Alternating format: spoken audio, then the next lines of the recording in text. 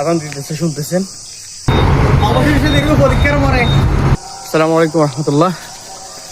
এবছরের সিজনের প্রথম আম শুরু করলাম বিসমিল্লাহ করে। এখন চালান আসছে, আজান দিতেছে শুনতেছেন। হয়তো বা সাউন্ডটা ক্লিয়ার আসতেছে না। আর আজানের সাথে সাথে বাইরে হয়ে গেছি আম রিসিভ করার জন্য। এই সাতক্ষীরার গোবিন্দভোগ আম, কেমিক্যাল মুক্ত, কার্পেট মুক্ত ইনশাল্লাহ। সাথে থাকুন আমাদের।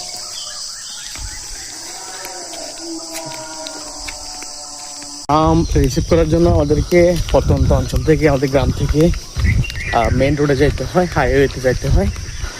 আর আমরা গাড়ি কল দিছি, গাড়িওয়ালা আসতেছে।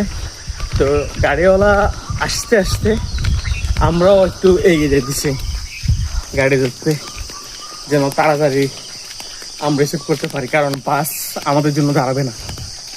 সুতরাং আমরা এগিয়ে দাঁড়াতে হবে, বাস আসবে, তারপর আমগুলো রিসিভ করবো ইনশাআল্লাহ।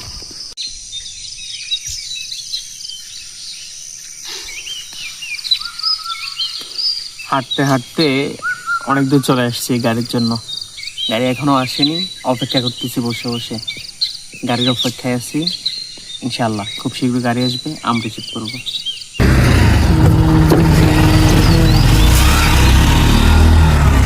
অবশেষে গাড়ি আসছে, প্রায় আধা ঘন্টা 40 মিনিট অপেক্ষা করার পরে।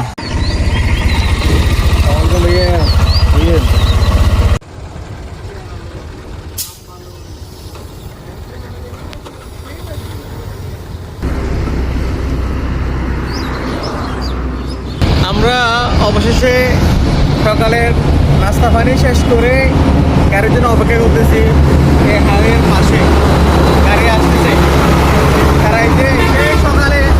সেই সকালে বাইরে হয়েছে, অলমোস্ট সূর্য উঠে গেছে আলহামদুলিল্লাহ। আর কিছুক্ষণের মধ্যে আমি রিসিভ করবো ইনশাআল্লাহ, খুব শীঘ্রই কিছুক্ষণের মধ্যে আমি রিসিভ করবো। অবশেষে দেখবো পরীক্ষার পরে। কোনটা বক্সলটা দে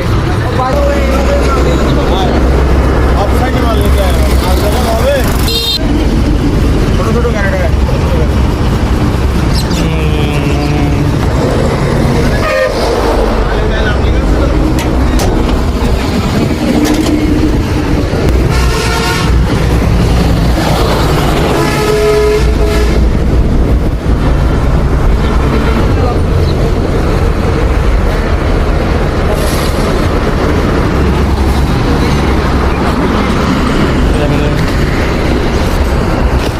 বিসমিল্লাহ করলাম।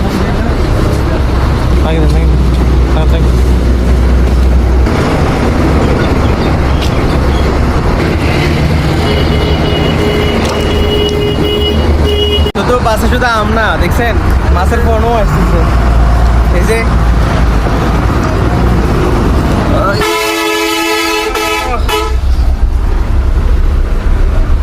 বাস ভর্তি মাছের ফোনা, অক্সিজেন দিয়ে বেলা একবারে যশোর থেকে বানাতে চাই চট্টগ্রাম শহরে মাছের ফোড়ায়।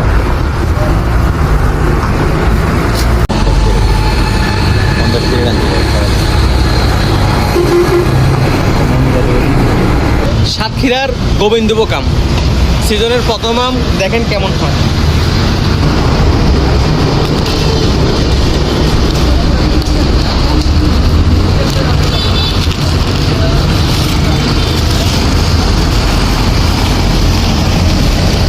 মাশাআল্লাহ মাশাআল্লাহ মাশাআল্লাহ।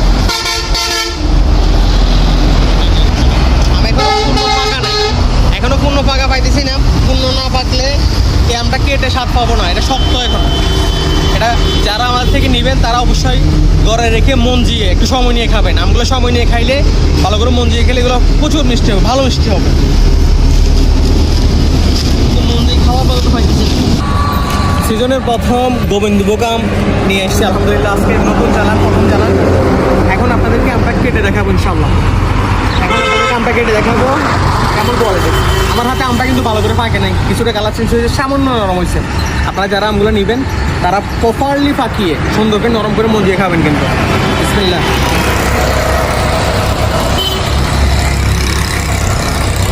আমটা কিন্তু এখনো পাকে নাই, এখনো কিন্তু আমটা কাঁচা। হ্যাঁ, মাত্র কালার চেঞ্জ হয়েছে। এই অবস্থায়, শক্ত অবস্থায় অনেকে খেয়ে ফেলে। এই শক্ত অবস্থায় খেয়ে ফেলার কারণেই কিন্তু মানুষ প্রপারলি স্বাদটা পায় না। তো প্রপারলি স্বাদটা পেতে হলে আপনাকে সময় নিয়ে পাকাইতে হবে।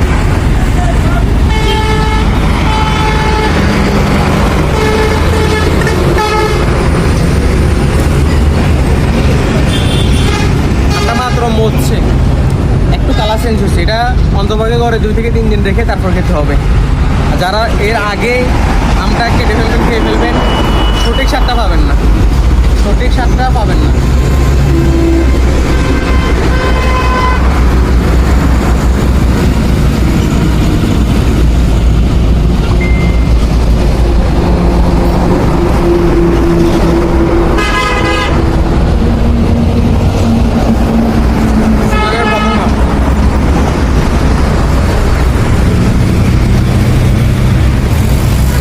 মসমসে মিষ্টি এখনো পুরোপুরি আসে না। মিষ্টিটা আসতে হলে ফাঁকিয়ে খেতে হবে।